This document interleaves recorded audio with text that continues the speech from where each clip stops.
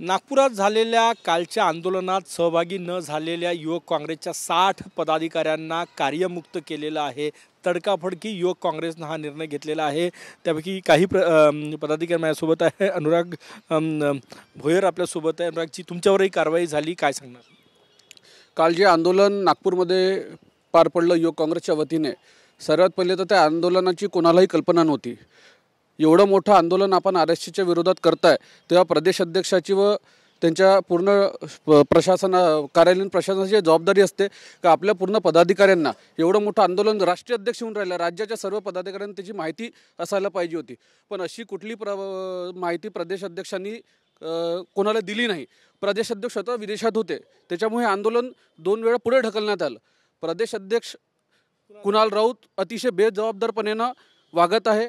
मी youth काँग्रेसचे 3 अध्यक्ष बघितले, आदरणीय विश्वजित कदम साहेब, सत्यजित तांबे साहेब आणि कुणाल राऊत अतिशय निष्क्रिय अध्यक्ष आहे मी असं म्हणेल। आता 2 महिन्यापूर्वी विधानसभेने लोकसभेची निवडणूक लढली।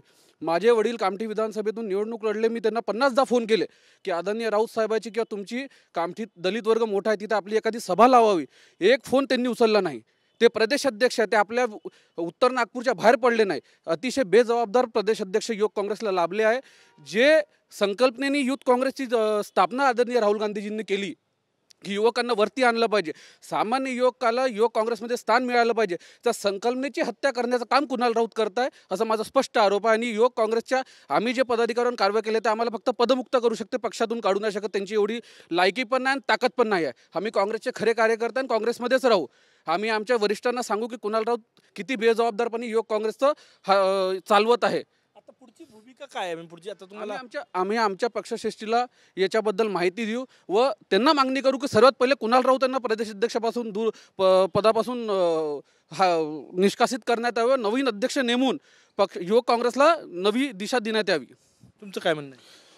माझं तेच म्हणणं आहे। हे मागच्या 1 वर्षापासून असंच घडून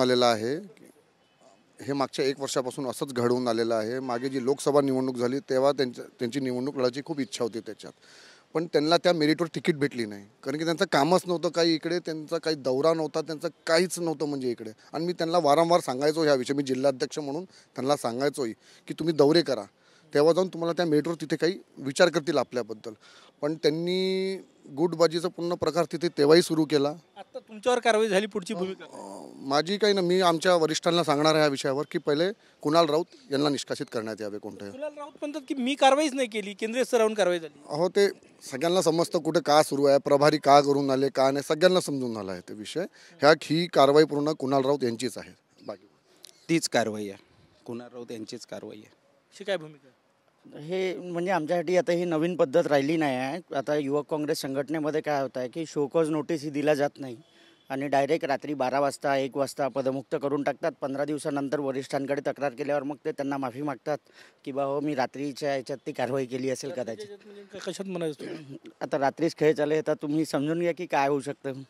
रात्रीचे खेळ दारूच्या नशेत पण होतात ते म्हणायचं आहे तुला? माझा असं म्हणजे कोणावर आरोप नाही आहे, पण तरी रात्री 12 वाजता आणि 1 वाजता कोणतं पक्ष आहे आणि कोणतं संघटना आहे की जी अध्यक्ष रात्री 12 वाजता 1 वाजता पदमुक्त करून टाकतो आणि 15 दिवसांनी पुन्हा त्यांना वापस घेतो? आता काय पुढची काय रूपरेषा आहे तुझी? वरिष्ठांकडे आम्ही याची पूर्ण लेखी उत्तर आमचं सादर करू, म्हणजे उत्तर मागितलं नाही आम्हाला, पण तरी आम्ही आमच्याकडनं एक उत्तर सादर करू की महाराष्ट्र प्रदेश युवक काँग्रेस जी आहे ही सध्या Kunal Raut youth Congress private limited company म्हणून ते चालवतात आहे। ही जी कारवाई माझ्यावर झाली ही दुसऱ्यांदा झालेली आहे। मी पहिले सस्पेंड झालो होतो लोकसभेनंतर, पण मी रिवोक माझ्या वरिष्ठांनी माझं काम पाहिलं, मला पुन्हा रिवोक करण्यात आलं होतं जिल्हाध्यक्ष म्हणून। तो हरवेच म्हणजे ते गुटबाजीच्या याच्यातच मला हरवेच काढून आलेला आहे, म्हणजे माझ्याप्रती त्याला द्वेष आहेच, हे मी सांगू इच्छितो। वाईट स्थितीत आहे काँग्रेस महाराष्ट्रात, वर्स्ट म्हणजे 20-25 वर्षातलं सगळ्यात वाईट परिस्थिती, परफॉर्मन्स, आणि त्याच्यातही तुमच्या सगळ्यांवर 60 लोकांवर ही कारवाई, ज्यामध्ये शिवानी वडेट्टीवार आहे, केतन ठाकरे आहे। माझं हेच म्हणणं आहे की पक्ष अतिशय अडचणीच्या काळातूनच जात आहे। अशा वेळेस पक्षाला एक कार्यकर्त्याची गरज आहे। आज केतन ठाकरे असो, वडेट्टीवार असो, यांनी आपल्या आपल्या मतदारसंघात आपल्या जिल्ह्यात पक्षासाठी कामच केलं आहे। आम्ही मागच्या 3 वर्षापासून युवक काँग्रेसची एक मीटिंग सोडली नाही। मुंबई, पुणे, दिल्ली जिथे जिथे आंदोलन झाले तिथे तिथे आम्ही सर्व, तन्वीरबाई असेल, मिथिलेश भाऊ असेल, आम्ही सर्व कार्यकर्ते, केतन असेल, सर्व आम्ही सहभागी झालो. एक आंदोलन कोण्या अडचणीमुळे सुटल्या काल यांचे वडील ॲडमिट होते. अशा काळात तो माणूस नाही पोहोचू शकला तिथे. युथ काँग्रेसची एक पद्धत आहे, शोकॉज नोटीस द्यावं लागते, 7 दिवसाच्या उत्तर सादर करावं लागते. सर्वात पहिले तर कुणाल राऊतला शोकॉज नोटीस दिली पाहिजे की तू 3 वर्षात कोणते दिवे लावले युथ काँग्रेससाठी. साधा लोकसभेत, विधानसभेत आपल्या पक्षाच्या उमेदवारासाठी ते प्रचार करू शकले नाही. मला आजही आठवण आहे, त्यांना लोकसभेची उमेदवारी नाकारल्यानंतर आदरणीय केदार साहेबांनी त्यांना स्वतः फोन करून सौ रश्मिताई बर्वे यांचा फॉर्म भरायला बोलवलं होतं.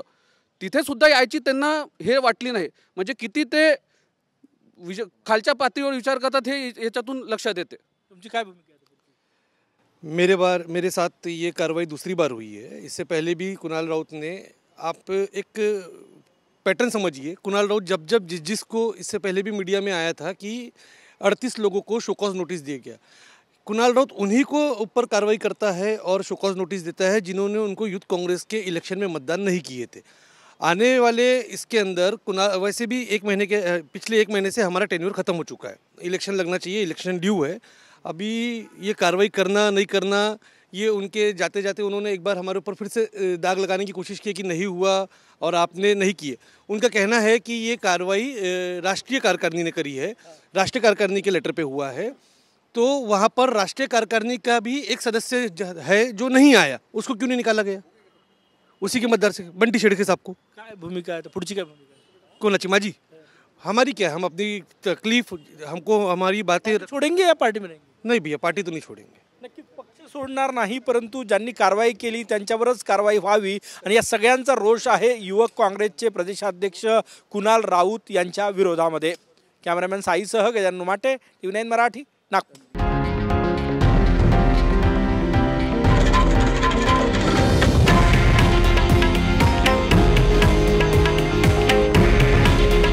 हे आहे देशातील नंबर 1 न्यूज नेटवर्क आणि आपण पाहत आहात TV9 मराठी. काळजी तुमची, हित महाराष्ट्राचं.